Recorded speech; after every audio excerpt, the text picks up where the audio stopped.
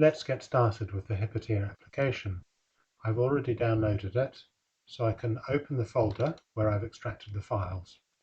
On Windows or Mac, you should be able to start the application by double-clicking the jar file called Hypatia 7.4 Masterclass. I'm using Linux at the moment, so I'm going to double-click the script Hypatia for Linux. And I have to click yes to say I do want to run it.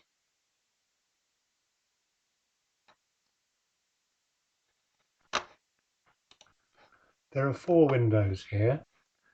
This one is the canvas window, which shows various views of a particle collision in the Atlas detector. The bottom right here, the control window, lets us control various aspects of how the data is displayed.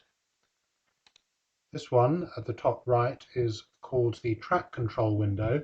It displays information about each track from a particle in the event and provides a few other features. And finally, at the top of the screen is the invariant mass window. And when we start trying to reconstruct tracks into decays of Z bosons and Higgs bosons, we will look into this in more detail. The canvas window shows 3 different views of the detector with the particle event inside it. The top left is a cross-sectional view, a view seen along the beam axis. Below it is a side-on view, a side view of the event.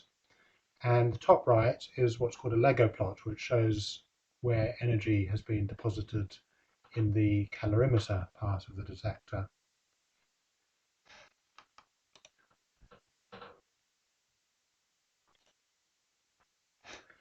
The event that's loaded by default doesn't have any energy shown in the calorimeter. So to get a better idea of how to use Hypatia, we're going to load a different event file.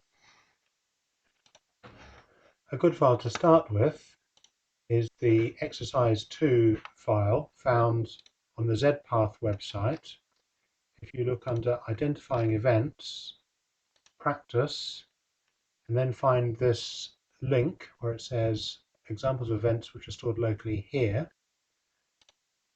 you download this zip file which contains 10 events for us to look at. Now, to open this file within Hypatia, you need to go to the File menu in the Track control window, click Read Event Locally. We need to find where we downloaded that file to. So in this case, it's in my Downloads folder, and I can just double-click this file or click it and then click the Open button.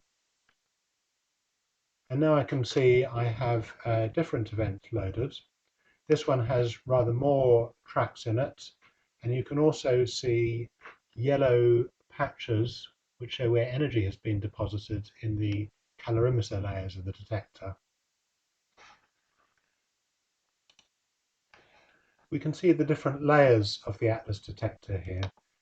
The innermost part, with a grey background, is the tracking detector, where charged particles leave energy deposits which are reconstructed to show the path of the particle going through. The next main layer out is the green layer here, which is the electromagnetic calorimeter, where electrons, positrons and photons typically deposit a lot of energy. Following that, coloured red is the hadronic calorimeter. So hadrons such as pions, protons and so on usually pass through the inner part of the calorimeter and deposit their energy in this outer hadronic calorimeter. And then the outermost layers are for the most penetrating particles, which are not stopped by any of the other layers, and these are muons.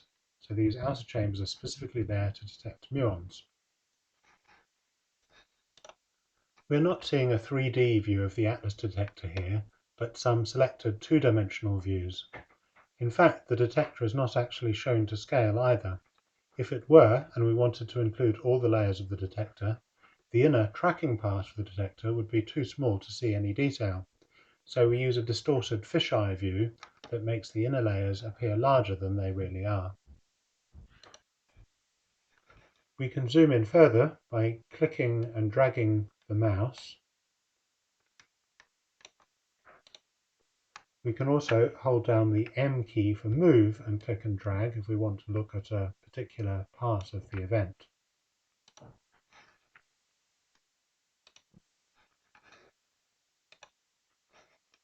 The same applies in the side view.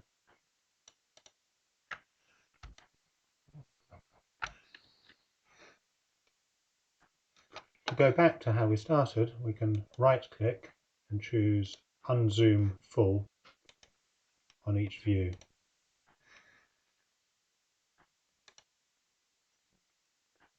The file we've opened has 10 events in it, and the data files you'll be looking at later in the masterclass have 50 events. We can use the track control window to move on to the next event or to go back to previous events.